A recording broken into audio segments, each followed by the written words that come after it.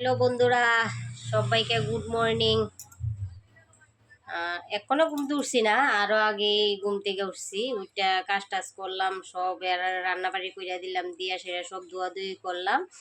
আর কইতারও আজকে কি আর ধোয়া ধুই, কদিন পরে পরে কি ধোয়া ধুই আসেনি আজকে।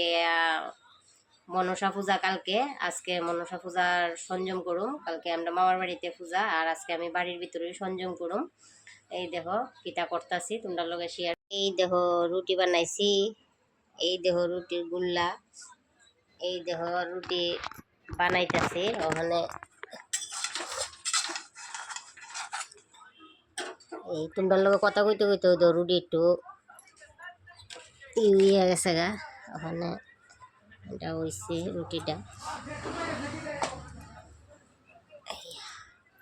দিলাম। রুটি অনেক রুটি বানামু, দেখো